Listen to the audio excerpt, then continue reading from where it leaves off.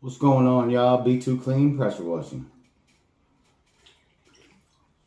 Alright, today we're going to talk about the Suttner 2305. I love these guns. I love the orange. Lay it down in somebody's yard or the grass, and you're using your ball valve to rinse or something, and you know it's just high vis. You're able to see it in the yard much easier than like a black gun or something. And you won't leave it behind or forget it when you're wrapping everything up at the end of the day. I don't know, they just fit really good, and I like the trigger response and just everything about them. I don't know, I just like them. Once you get used to something, that's what you like. But anyway, so here's our backup gun, like a brand new one we got on hold. Have two of everything. That's what they always tell you. Well, they meant it, and it's the truth.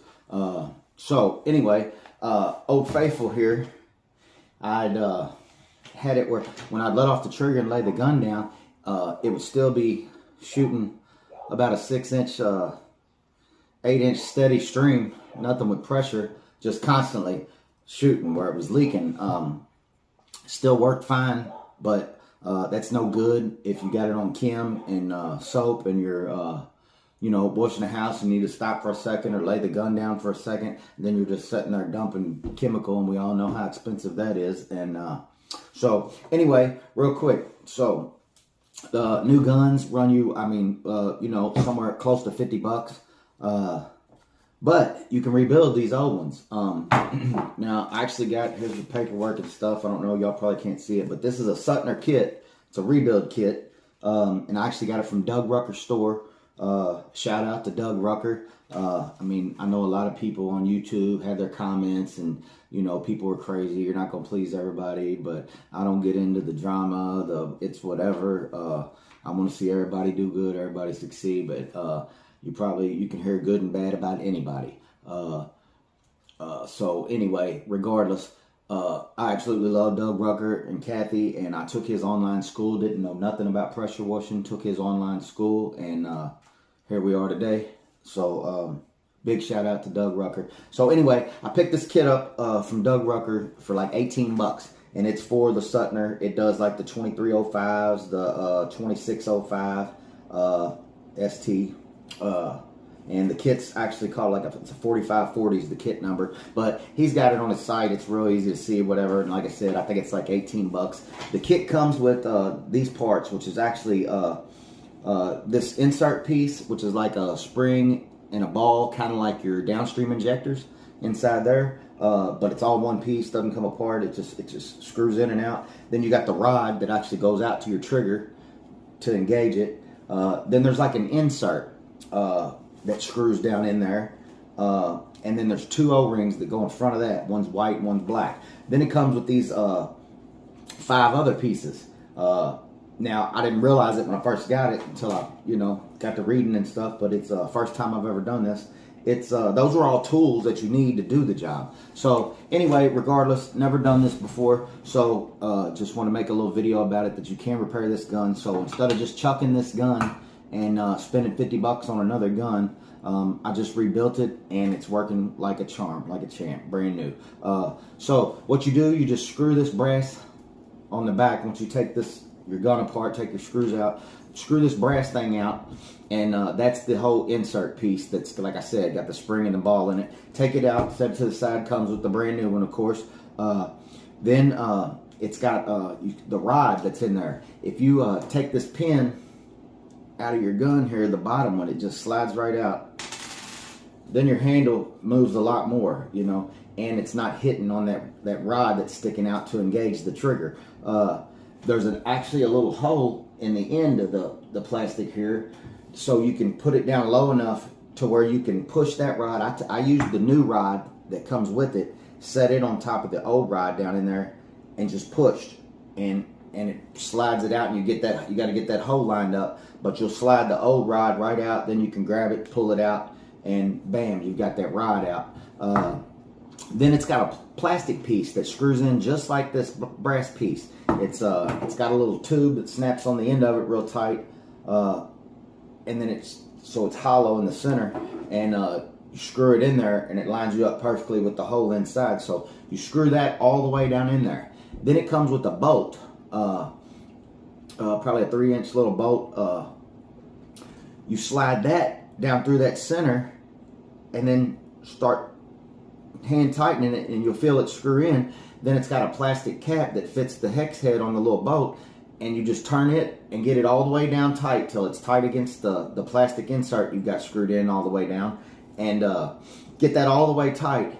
And then what you do is that's screwing into that little brass insert that's down inside there I was telling you about, that's got like a, looks like a snap ring on the outside of it, and it screws down tight into that. So once you get that screwed in all the way tight, then you'll need like some pair of channel locks or something, and that plastic insert that bolt you've got running through down there that's in there now, you just grab it and unscrew it. So what you're actually doing is screwing that bolt into that insert and then unscrewing the whole mechanism, so it's pulling that out. So it's tight and it's hard, and the first time I did it, the bolt actually came out where I guess I didn't have it threaded in all the way good. Maybe it's lucky I didn't tear up the threads or whatever. And anyway, so I screwed it back in, got it all tight, and then you just start backing the big part out, and it'll pull that whole insert out. So you take it out, then just remove the old one from that bolt,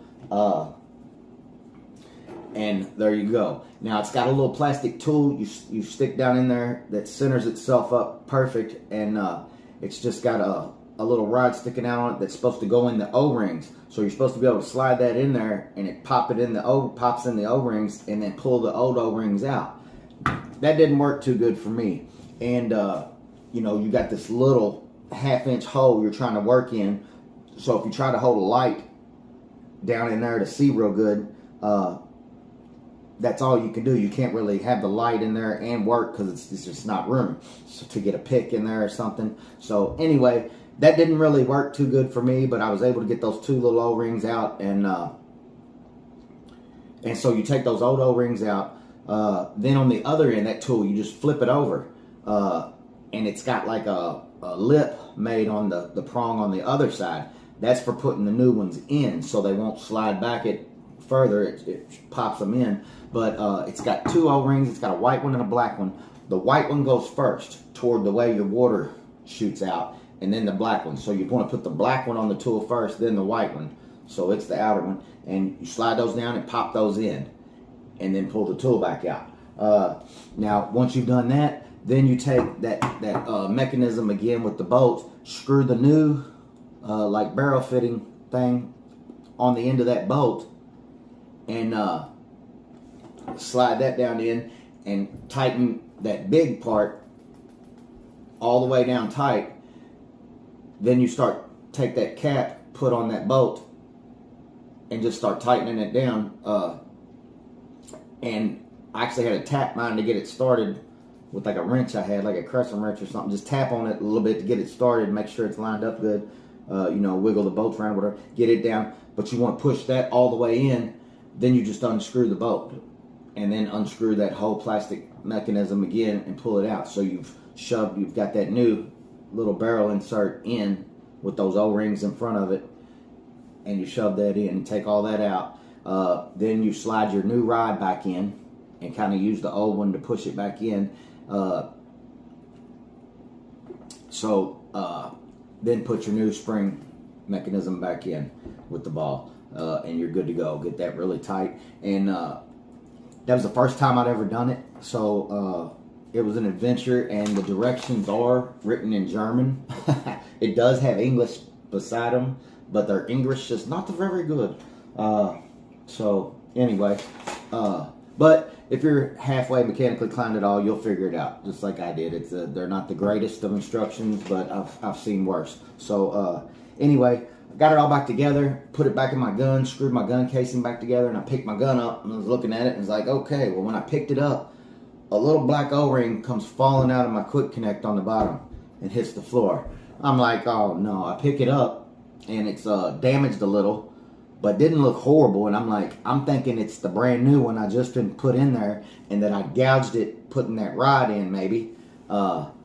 You know, I didn't know. I was like, oh well, there's only one way to figure it out. Go outside and fire up some water and fire up the machine, and let's see what happens. And so we did that, and the thing works great, like brand new. So I just wanted to share that with you all. Instead of chucking a gun and spending $50 on a new gun, for $18 you can buy this Suttner kit if you're using the Suttner guns and rebuild that. It's really not difficult at all. Anybody, if I can do it, anybody can do it.